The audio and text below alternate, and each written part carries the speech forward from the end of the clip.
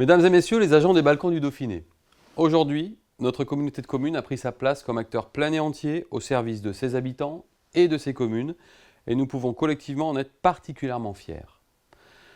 Les élus ont impulsé cette nouvelle dynamique, mais sans vous, les projets ne peuvent voir le jour, et les services ne peuvent fonctionner. J'ai pleinement conscience du rôle fondamental que vous exercez au quotidien au service du territoire, de ses habitants, de ses forces vives et des élus.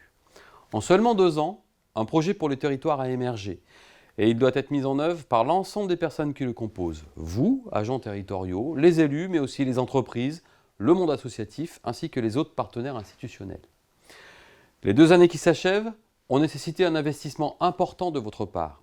Je vous en remercie profondément. L'année 2023 sera l'année de la consolidation et de la mise en œuvre du projet qui vous concerne toutes et tous. Mais au-delà des remerciements et à l'appui d'un travail de fond porté par votre vice-président Aurélien Blanc, les élus du Conseil communautaire ont validé lors de leur séance du 15 décembre dernier une politique employeur ambitieuse.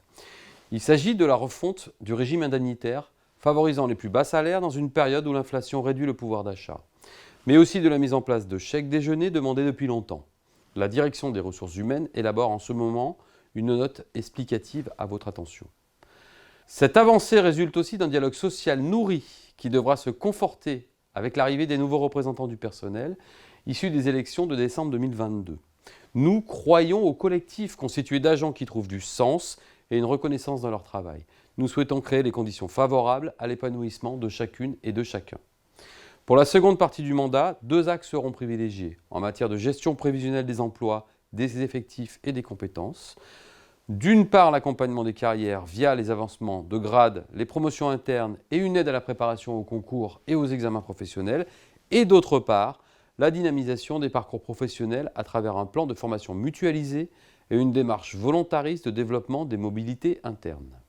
En matière de qualité de vie au travail, nous nous inscrirons dans une démarche durable d'amélioration, avec un renforcement du pilotage du volet santé au travail et de la démarche de prévention des risques professionnels, avec la mise en œuvre d'une politique de maintien dans l'emploi visant à lutter contre l'usure professionnelle, avec une démarche garantissant l'égalité professionnelle entre les femmes et les hommes, et enfin, avec des travaux menés sur la réforme des protocoles d'organisation du temps de travail.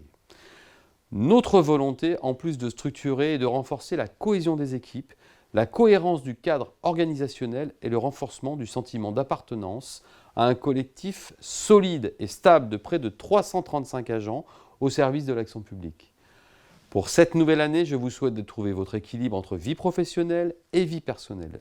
Je vous souhaite également, en mon nom, ainsi qu'en celui des élus de l'exécutif, une année épanouissante, mais également positive, durable et engagée.